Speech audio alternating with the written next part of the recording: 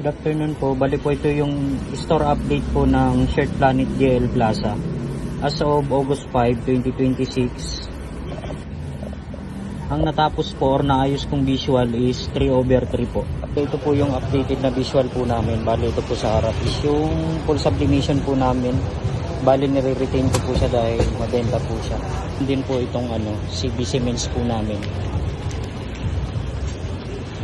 Naman pong sa side is for inquiry lang po ito. Naman po yung visual dito sa loob. Bale ito pong singlet is pinalitan ko po ng ibang design. Bale bago na po ito, bagong design na po siya.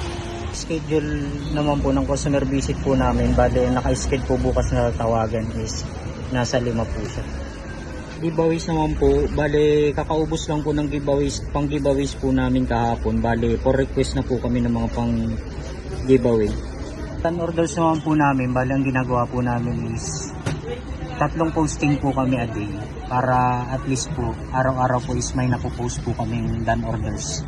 Sa Facebook page naman po namin, bale ito po yung mga nakapin post, bale yung special polo po natin ng Shirt Planet, saka po yung Raglan, then DTF po, yun po yung nakapin po sa kanya. Then ito naman po yung mga updated na posting po namin this week. Bali ito pong full sublimation, embroidery, saka na-update ko na rin po yung FB page banner po namin. Ito naman po yung update sa stock room po namin.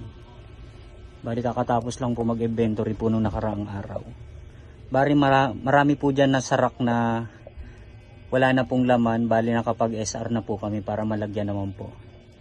Ito naman po mga nakasako is ito naman po yung mga pending po namin. Ito naman po yung updated po na corkboard po namin. Bali ang madalas pong tingnan dito is yung ito pong government logo po na nilagay ko po rito dahil naka-promo po siya sa amin. Bali pre-program po siya pag mga government logo. Ito naman po yung updated na IR po namin. Bali 3 po siya. Bali AR po siya na overdue. Bali next week daw po pupuntahan as per customer.